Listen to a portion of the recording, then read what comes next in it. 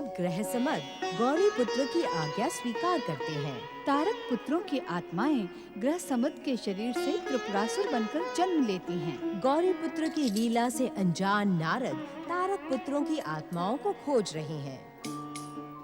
नारायण नारायण। तीनों तारक पुत्रों की भटकती हुई और आर्तनाद करती हुई आत्माएं कहां दृश्य हो गईं? कहीं श्री महागणेश के पूर्णावतार गौरीपुत्र श्री गणेश ने गंग गंग गंग गंग गंग गंग गंग। नहीं नहीं नारद, गौरीपुत्र श्री गणेश ऐसा नहीं कर सकते। उन्होंने स्वयं मुझसे कहा था कि मेरा वचन अटल है, तुम तारक पुत्रों के नवीन जन्म का रहस्य जान लोगे। परंतु कैसे? नारायण नारायण। ओम महागणेशाय नमः। ओम गं गणपत्याय नमः। ओम गं गणपत्याय नमः। ओम गं गणपत्याय नमः। ओम गं गणपत्याय नमः। ओम गं गणपत्याय नमः। ओम गं गणपत्याय नमः। ओम गं गणपत्याय नमः। ओम गं गणपत्याय नमः।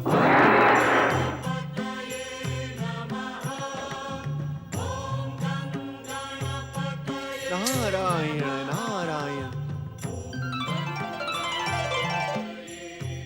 श्री गणेश ज्योति, जय जय श्री गणेश। नारायण, अब तो तुम्हारी जिज्ञासा का समाधान हो ही गया। ओम महागणेशाय नमः।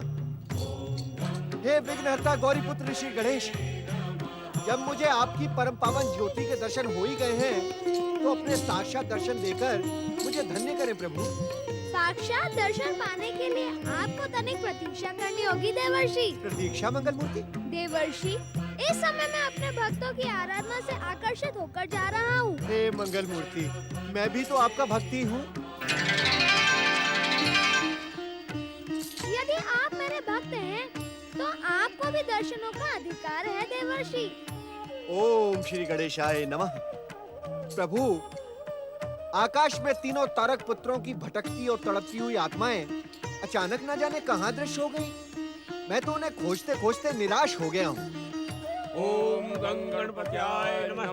ओम गं गणपत्याय नमः। ओम गं गणपत्याय नमः।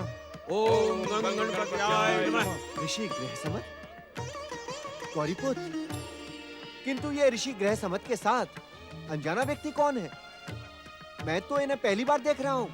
ग्रहसम्मत को तो आप भली भांति जानते हैं देवर्षि। उसके साथ बैठा यह अनजाना व्यक्ति और कोई नहीं, उसका पुत्र एक असुर है। ऋषि का पुत्र एक असुर? यही तो रहस्य है देवर्षि। इस असुर का नाम त्रिपुरासुर है। अब तो कुछ भी रहस्य नहीं रह गया ना देवर्षि। परंतु उन तारक पुत्रों की भटकती हुई आत्माओं के विषय में अब तक मुझे कोई उत्तर नहीं मिला प्रभु। वो तीनों भटकती हुई आत्माएं कहाँ दृश्य हो गई? देवर्षि, वे तीनों भटकती हुई आत्माएं मिलकर एक शरीर में समा गई। उस शरीर को असुर में परिवर्तित करके पिता ने पुत्र को जन्म दिया। फिर वे दोनों पिता पुत्र श्री महागणेश की आराधना करने लगे। अब तो कोई भी प्रश्न शेष नहीं है ना देवर्षि। रहस्य समझाने के लिए धन्यवाद मंगल मूर्ति। अब इतना भी बता दें कि इनकी तपस्या का परिणाम क्या होगा? देवर्षि, आप सृष्टि के पहले दिन से ही अनेक असुरों की घोर तपस्या का परिणाम देख चुके हैं। त्रिपुरासुर भी तो एक असुर ही है। उसकी तपस्या का परिणाम दूसरे असुरों की तपस्या से भिन्न कैसे हो सकता है? नारायण नारायण। मंगल मूर्ति, अब मुझे इनकी तपस्या का परिणाम स्पष्ट दिखाई पड़ रहा है। जब परिणाम स्पष्ट दिखाई पड़ गया, तो मेरी आवश्यकता समाप्त हो गई। अब मैं यहाँ से प्रस्थान करता हूँ देवर्षि। आपकी आवश्यकता तो कभी समाप्त नहीं हो सकती मंगल मूर्ति। इस दीनहीन नारद को तो केवल आपका ही आश्रय है, किंतु आप जाना चाहते हैं तो मैं आपको रोक नहीं सकता। नारायण नारायण। किंतु जाते जाते इतना अवश्य बता दें कि आप माता गौरी के धैर्य की परीक्षा कब तक लेते रहेंगे, अर्थात आप कैलाश पर कब पधारेंगे? देवर्षि, हम माता पुत्र के मध्य आने की आपको कोई आवश्यकता नहीं है। अब मैं आपके किसी भी प्रश्न का उत्तर नहीं दूंगा। हे प्रभु, आप इस प्रकार मेरी उपेक्षा ना करें। यदि इस नारद ने कोई भूल की हो तो उसे दंडित करें, किंतु ये उपेक्षा का अस्त्र अपनी आंखों में न लाएं प्रभु। अब तो आप मेरी उपेक्षा के ही योग्य हैं। मैंने व्यर्थ ही आप पर विश्वास किया। आप मेरे अपराध को क्षमा करें। यदि इस अज्ञानी नारद से कोई भूल हुई है तो उसे उसकी भूल का ज्ञान करवाएं। देवर्षि, आपको उन दुखियों का कोई ध्यान नहीं है जिनके दुख समाप्त करने का कार्य आपको सौंपा गया था। नारायण नारायण। मंगल मूर्ति, कहीं आप उस गणेश भक्त बालक बल्लाल और उसके घायल पिता कल्याण की बात तो नहीं कर रहे? हाँ, मैं उन्हीं की बात कर रहा हूँ देवर्षि। आपने दंडी साधु का वेश धारण करके अपनी लाठी का चमत्कार दिखाकर कुछ समय के लिए कल्याण की पीड़ा अवश्य शांत कर दी थी, परंतु वह तो अभी भी वैसे ही तड़प रहा है। पिता का कष्ट देखकर पुत्र भी अधीर हो चला है। नारायण नारायण। यदि आप कुछ भी नहीं कर सकते तो आपने उस कार्य को करना स्वीकार ही क्यों किया? अब तो मुझे ही उनकी पीड़ा के अंत का उपाय करना होगा और मेरे उपाय के साथ आप गणेश भक्तों की श्रेणी से बाहर निकल जाएंगे। नारायण नारायण। नहीं नहीं श्री गणेश, अब मैं अपना कर्तव्य भली भांति जान गया हूँ। मुझे क्षमा करें, क्षमा निदान, मुझे क्षमा करें। ओम गणपत्याय नमः। अब यदि तुमने कल्याण को उद्धार का मार्ग नहीं दिखाया तो श्री गणेश का रोष तुम पर टूटेगा नारद और तुम्हारी भक्ति पर प्रश्न चिन्ह लगा देगा। नहीं नहीं। नारायण नारायण। ओम महागणेशाय नमः। धैर्य धरे स्वामी, आप शीघ्र ही स्वस्थ हो जाएंगे। अरे बल्लरी, तेरे ही बेटे ने मेरी ये दुर्दशा की है। अरे वो गणेश जी का भक्त है, उसने गणेश जी से कहकर मुझे मेरे ही हाथों से पिटवाया। कोड़े ने मेरी पीठ उधेड़ दी। अब मैं कभी ठीक नहीं हो पाऊंगा। अब तो तड़प तड़प कर मेरे प्राण निकल जाएंगे। शुभ शुभ बोलिए बापू, श्री गणेश की कृपा से आप अवश्य ठीक हो जाएंगे। बापू, मेरे साथ श्री गणेश की सेवा में चलकर सच्चे मन से प्रार्थना करिए। वे प्रार्थना मात्रा से प्रसन्न हो जाते हैं। आपके कष्ट वे तुरंत दूर कर देंगे। दुष्ट, अपने पिता के शत्रु, तूने ही अपने पिता को मृत्यु के मुंह में धकेला है।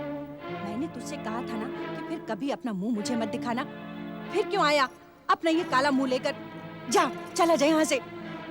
तेरी माँ उसी दिन मर गई थी जब तूने अपने पिता को गणेश जी से पिटवाया था। माई, मुझसे बापू का दुख देखा नहीं जाता। दंड दिलवाते समय क्यों नहीं सोचा तूने? तब तो गणेश आराधना का बड़ा भूत सवार था तुझे। अपने पिता को दंडित करवाकर तेरे हृदय में शांति हो गई ना? जा, चला जा यहाँ से, चला जा। मेरे प्रार्थना पे विश्वास करो माई। श्री गणेश की कृपा से बापू की पीड़ा समाप्त हो जाएगी। मुझे पीड़ा से कराह कराह कर मृत्यु स्वीकार है, परंतु तेरा मुख देखना स्वीकार नहीं। जा यहाँ से, चला जा यहाँ से, अन्यथा जीवित नहीं छोड़ूंगा तुझे। हर हर महादेव, हर हर महादेव। जय जय श्री महागणेश, जय जय श्री महागणेश। कल्याण, अभिमान, अहंकार, दुख और पीड़ा के कारण तुम्हारी बुद्धि भ्रष्ट हो गई है। मैंने तुम्हें इस पीड़ा की शांति के लिए श्री गणेश की आराधना करने को कहा था, किंतु तुम उसी गणेश भक्त बालक पर बरस रहे हो जो तुम्हें इन कष्टों से मुक्ति दिला सकता है। लाठी बाबा, आपकी लाठी तो बड़ी चमत्कारी है। कृपा करके मेरे पति को सदा सदा के लिए स्वस्थ कर दें। मैं जीवन भर आपकी उपकारी रहूंगी। हर हर महादेव, जय जय श्री महागणेश। जो भी मनुष्य गणेश भक्तों का अपमान करता है हम उसकी बात कभी भी नहीं मानते। पहले तुम अपने गणेश भक्त पुत्र बल्लाल की बात सुनो, उसे अपनाओ, वो जो कह रहा है उसे समझो, तभी हमारी लाठी अपना चमत्कार दिखाएगी। लाठी बाबा, आप भी मेरे समान श्री गणेश के भक्त हैं। श्री गणेश का नाम लेकर मेरे पिता के कष्ट दूर कर दीजिए, तभी ये मेरी बात अवश्य मानेंगे। हर हर महादेव, जय जय श्री महागणेश। तुम धन्य हो बल्लाल, और धन्य है तुम्हारी भक्ति। भला एक गणेश भक्त की आज्ञा को ये दंडी साधु कैसे ठुकरा सकता है? ठीक है बल्लाल, मैं तुम्हारे कहने पर तुम्हारे पिता के कष्टों को कुछ समय के लिए दबा देता हूँ, किंतु इन्हें तब तक इन कष्टों से मुक्ति नहीं मिलेगी जब तक ये अपने पापों का प्रायश्चित करके सच्चे मन से श्री महागणेश की आराधना नहीं करेंगे। हर हर महादेव, जय जय श्री महागणेश, जय जय श्री महागणेश। हर हर महादेव, जय जय श्री महागणेश, जय जय। बेटा, बेटा तू सच्चा गणेश भक्त है बल्लाल। तेरे ही कारण चमत्कारी लाठी बाबा मेरे दुख दूर करने के लिए यहाँ पधारे। अब तू जो कहेगा मैं वही करूंगा। बल्लाल, हमारी भूल को क्षमा कर देना बेटा। तेरी सच्ची गणेश भक्ति ने ही हमें जीवन का सत्य बताया है। अब हम तेरे ही बताए हुए मार्ग पर चलेंगे। जीवन का तो एक ही मार्ग है माई, जिनसे जीवन मिला हो उनकी भक्ति में स्वयं को लीन कर देना। चलो माई, चलो बापू, मेरे साथ चलकर श्री गणेश की सच्ची आराधना करने। जय जय श्री गणेश, जय जय श्री गणेश। पुत्र की प्रतीक्षा में निराश हो चुकी माता पार्वती ने अपना स्नेह गजानन श्री गणेश को प्रदान किया, परंतु उनका मन अभी भी विचलित है। रह रहकर वे श्री गणेश के विषय में सोच रही हैं। इतने अधिक समय तक तो वो मुझसे कभी भी दूर नहीं रहता। कहीं ऐसा तो नहीं उसे मेरे रोष का ज्ञान हो गया हो और भय के कारण? नहीं नहीं, मुझे अपना रोष त्यागना होगा।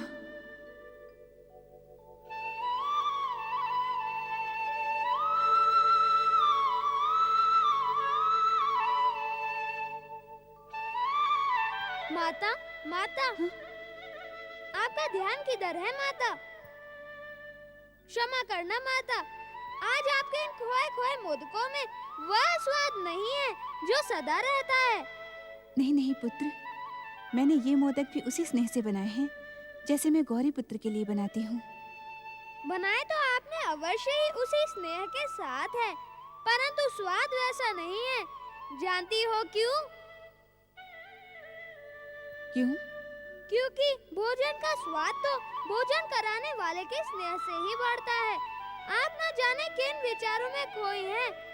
आप मुझसे उतना स्नेह नहीं करती जितना। नहीं नहीं पुत्र, मेरे लिए तुम और गौरी पुत्र एक समान हो। जैसे वो मेरा पुत्र वैसे ही तुम। माँ के स्नेह में अंतर नहीं होता।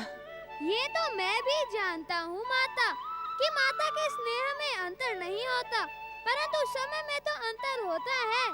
इस समय आप गौरी पुत्र के विचारों में खोई हैं, इसी कारण मुझे आपका स्नेह नहीं मिल पा रहा।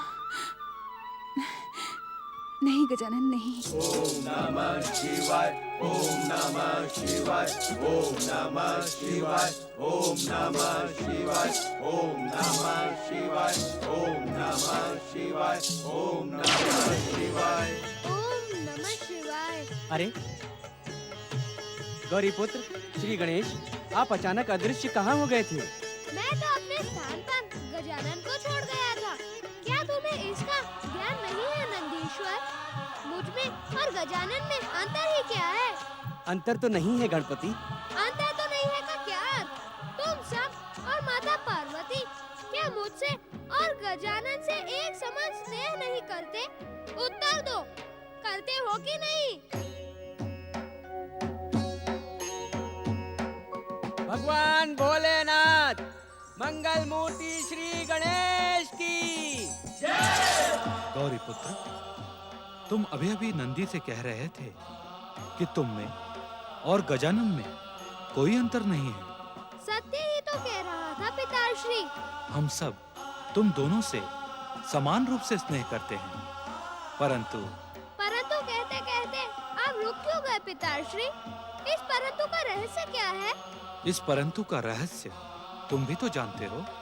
तुम्हारी माता गौरी के मन में सदा एक दुविधा बनी रहती है। माता के मन में दुविधा? कैसे दुविधा पिताश्री? कभी वे तुम्हारे अचानक ही चले जाने से शुभ और निराश हो जाती हैं, तो कभी वे तुम्हारी स्मृतियों में खो जाती हैं। और गजानन अपनी माता के व्यवहार से दुखी होकर रह जाते हैं। आपकी कृपा से मुझे इस बात का ज्ञान है पिताश्री। गजानन के मन में यह बात जन्म ले रही है कि माता उसे उतना स्नेह नहीं करती जितना मुझसे करती है। पुत्र के मन में माता के लिए ऐसे विचारों का जन्म नहीं होना चाहिए। तुम्हारी माता के भ्रम को तुम्हें दूर करना होगा। मैं इस भ्रम को दूर करने का प्रयास करूंगा महादेव, परंतु आपकी कृपा के बिना मेरी सफलता में संदेह है। निश्चिंत रहो गणपति, तुम्हें हमारी सहायता समय आने पर अवश्य ही प्राप्त होगी। ओम नमः शिवाय।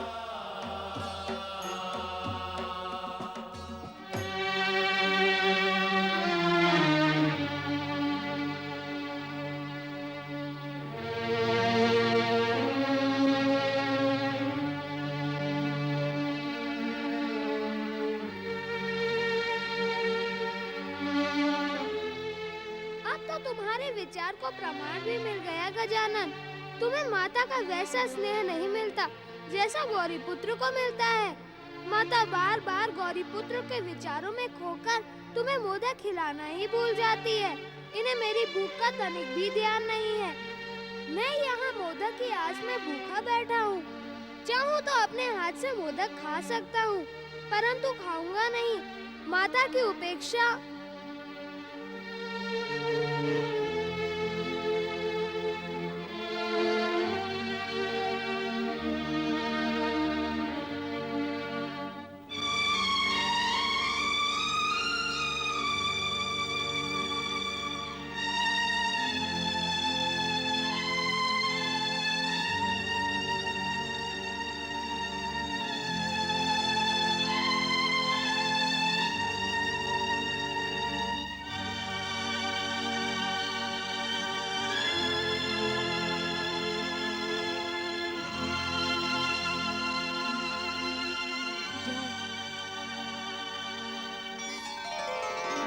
गौरी पुत्र गणेश, कहाँ हो तुम? कहाँ है मेरा गौरी पुत्र? तुम तो शक्ति स्वरूपा हो गौरी। तुम्हारे कक्ष में कोई व्यक्ति बिना आज्ञा प्रवेश कर ले और तुम्हें पता ही न चले, क्या ये बात चकित कर देने वाली नहीं है? पर यहाँ तो कोई नहीं आया स्वामी। यहाँ तो केवल मैं और गजानन है। फिर आपने कैसे गौरी पुत्र को पुकारा? कहाँ है वो? यहीं तुम्हारे कक्ष में। परंतु गौरी पुत्र और गजानन तुमसे प्रसन्न नहीं है। मैं यहाँ हूँ माता। मैं कब से तुम्हारे लिए मोदक लेकर बैठी हूँ। तुम कब आए पुत्र? और आए तो मुझे बताया क्यों नहीं? तुम कब अपनी माता को सताना बंद करोगे? अब मौन क्यों हो? उत्तर क्यों नहीं देते? ये पक्षपात उचित नहीं है गौरी। पक्षपात? कैसा पक्षपात स्वामी? गौरी पुत्र को मोदक खिलाने के लिए तुम उतावली हो रही हो और गजानन को मोदक के लिए तरसा रही हो।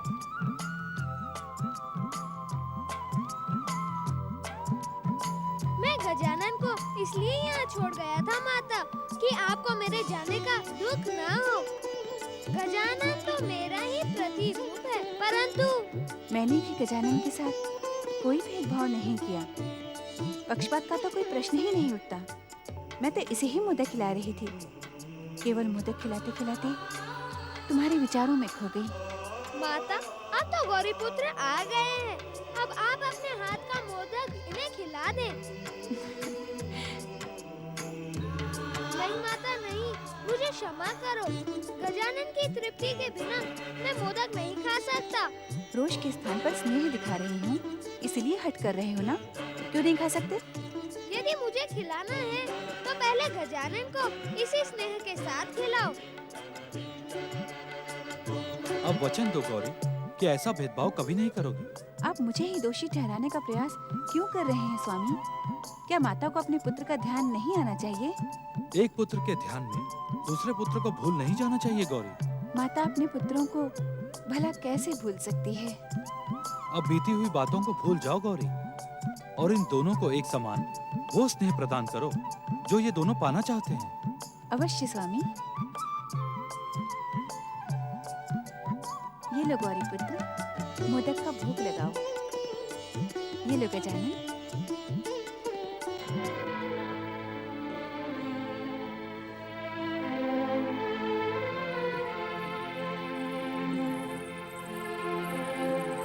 संभल के स्वामी।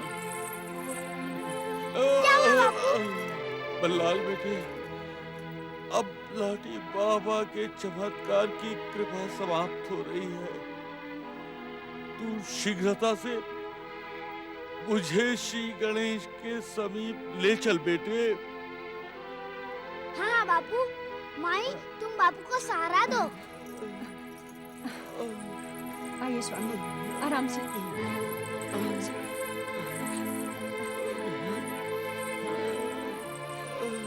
बैठिए।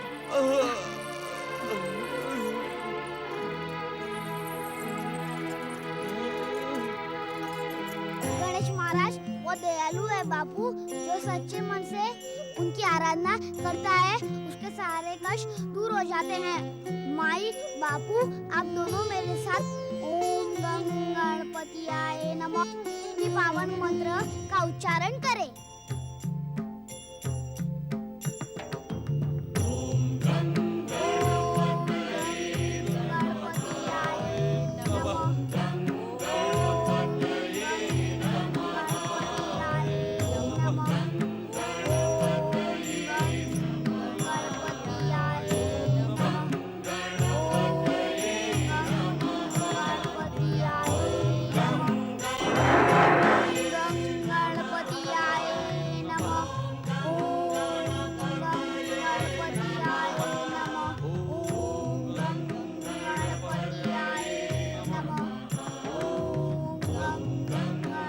जय जय गौरीपुत्र श्री गणेश, जय जय गौरीपुत्र श्री गणेश। हे विघ्नहर्ता मंगल मूर्ति गौरीपुत्र श्री गणेश, कल्याण का मन अब आपकी भक्ति में समर्पित हो चला है। अब अपनी कृपा दृष्टि से इसके समस्त कष्ट और पापों का अंत करें। नारायण नारायण।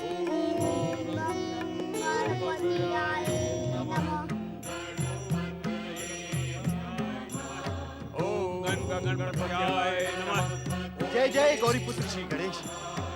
हे गौरीपुत्र, जैसे जैसे संसार में आपकी भक्ति और पूजा बढ़ती जाएगी, वैसे वैसे ही संसार वासियों का कष्ट दूर होता जाएगा। जय जय श्री महागणेश, जय जय गौरीपुत्र श्री गणेश। ओम गणपतयाय नमः। ओम गणपतयाय। ओम गं गणपतयाय नमः। ओम गं गणपतयाय नमः। ओम गं गणपतयाय नमः।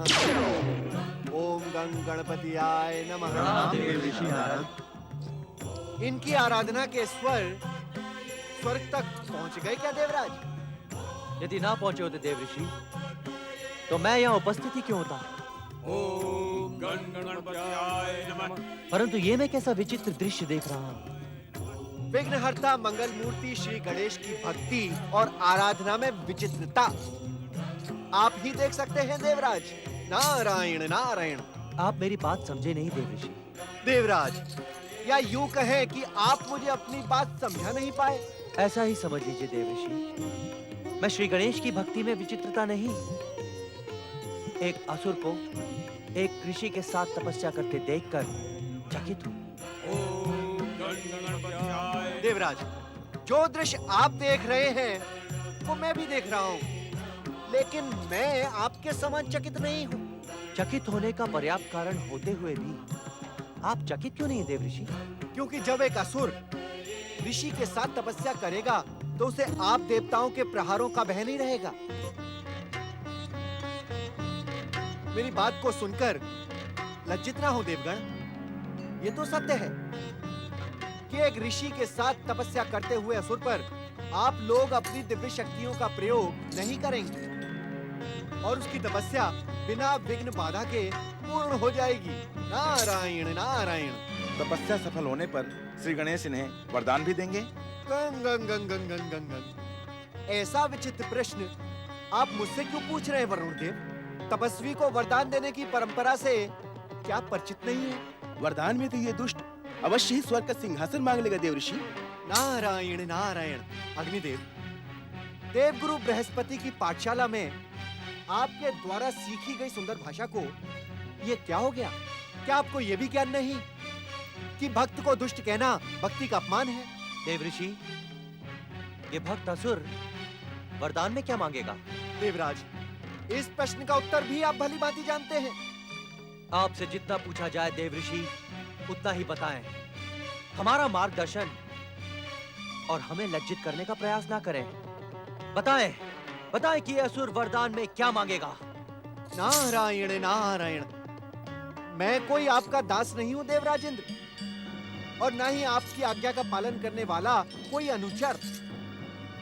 किसी की भक्ति और भावना को देखकर आपके मन में ईर्ष्या और स्वार्थ का ज्वालामुखी फटने लगता है।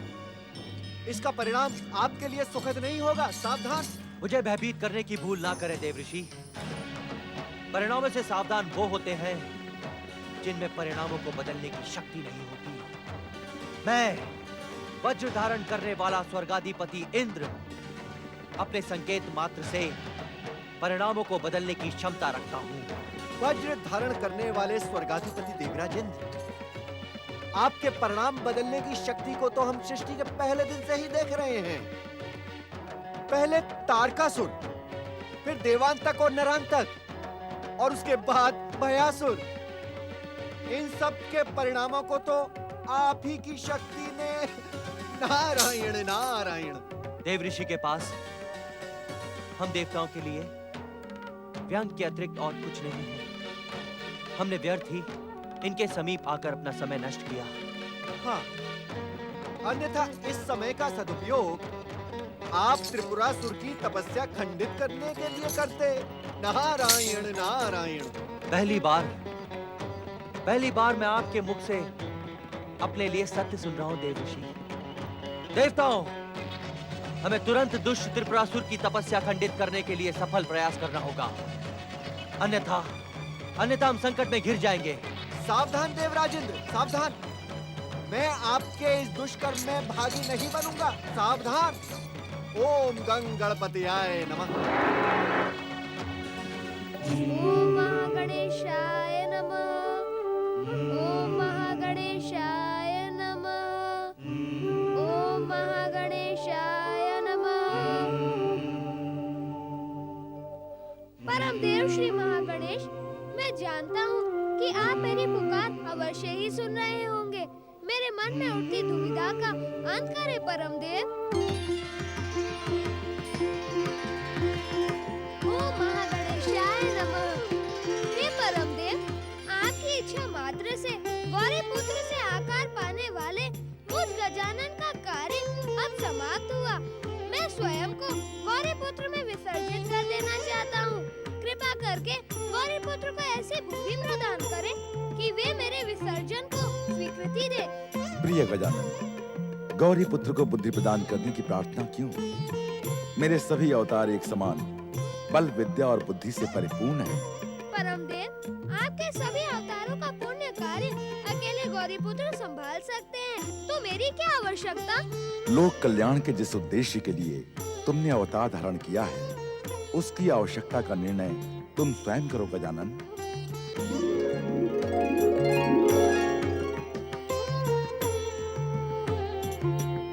जिसे माता का स्नेह प्राप्त न हो, उसकी आवश्यकता पर कैसा निर्णय?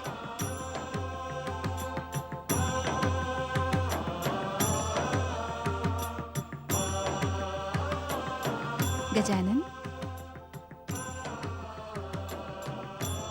प्रणाम माता। उठ क्यों गए? बैठे रहो।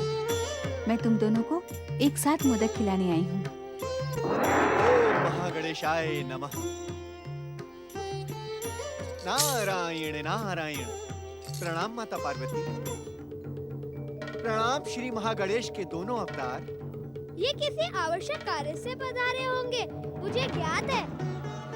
नारायण नारायण माता। गौरी पुत्र श्री गणेश का कथन ब्रह्म वाक्य के समान अटल सत्य है। मैं यहाँ आवश्यक प्रार्थना लेकर ही उपस्थित हुआ हूँ। कैसी प्रार्थना? गौरी पुत्र, आपका परम भक्त प्रिय बालक बल्लाल अपने माता पिता के साथ आपकी आराधना कर रहा है। भक्त तो अपने भगवान की नित्य प्रतिदिन आराधना करता ही है, उसमें आवश्यक प्रार्थना कैसी देवर्षि? क्षमा करना माता, देवर्षि का कथन अभी समाप्त नहीं हुआ है। नारायण नारायण। गौरी पुत्र, और उधर त्रिपुरासुर अपने जनक ऋषि ग्रह समत के साथ आपकी कठोर तपस्या में लीन है।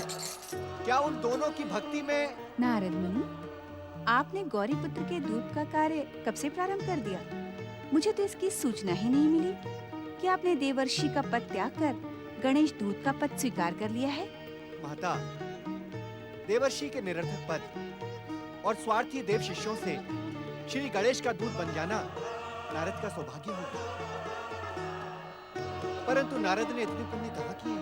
पुण्य किए होते तो विघ्न के साथ इस समय यहाँ ना उपस्थित होते। विघ्न के साथ माता? ये आप क्या कह रही हैं? ये सुनने से पहले नारद की श्रवण शक्ति समाप्त क्यों नहीं हो गई? सत्य को सुनकर विचलित ना हो देवर्षि। जब मैं अपने हाथों से गजानन और गौरी पुत्र को मोदक खिलाने जा रही थी, तभी आपने यहाँ आकर विघ्न उपस्थित किया है। क्षमा माता क्षमा।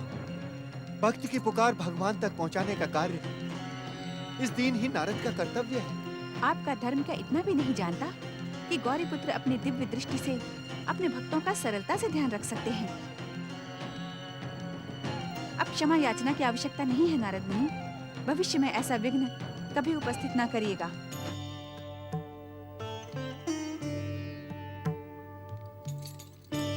जो आज्ञा माता, जो आज्ञा।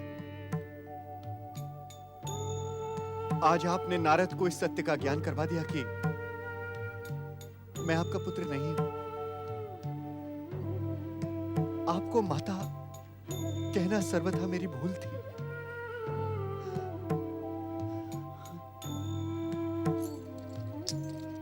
आपने उचित ही किया माता, आपने उचित ही किया जो इस दीनहीन नारद को इस सत्य का ज्ञान करवा दिया। बड़ा अभिमान था इस नारद को माता कि उसकी माता जगत माता देवी पार्वती है।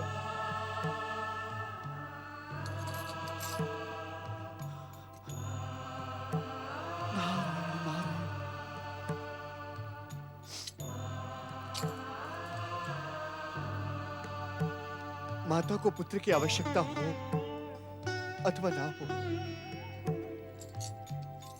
लेकिन पुत्र को माता के आशीर्वाद की सदैव आवश्यकता होती है। इस निराश्रित को अपना आशीर्वाद दे माता, अपना कल्याणकारी आशीर्वाद दे। मन छोटा ना करो पुत्र, मैं आवश्यकता से अधिक कठोर हो गई। पुत्र के मोहवश न जाने मुझे क्या हो जाता है। हो सके तो मेरी भूल को। नहीं माता, भूल आपकी नहीं। भूल तो इस नारद ने की है जो बिना समय का ध्यान किए, बिना आपकी आज्ञा मांगे सदैव यहाँ चला आता है। मुझे दंड दे आप माता, मुझे दंड दे। देवर्षि, आज माता का दंड तो आपको सहना ही पड़ेगा। हाँ देवर्षि, आज जो आपने भूल की है उसका दंड तो आपको भुगतना ही पड़ेगा। मैं आपका अपराधी हूँ माता। आप जो दंड उचित समझे वो दे माता। पहले तो आप मेरे चरण छोड़कर खड़े हो जाओ। अब बिना कोई प्रश्न किए और जिज्ञासा प्रकट किए इन मोदकों का भोग लगाओ। लो गौरी पुत्र, लो गजानन। यही आपका दंड है देवर्षि। अब अपना दंड भी सुन लो गौरी पुत्र। तुम अपने भक्तों की कठोर परीक्षा लिए बिना उन्हें वरदान न देना और जब तक मेरी आज्ञा न मिले कैलाश छोड़कर नहीं जाना।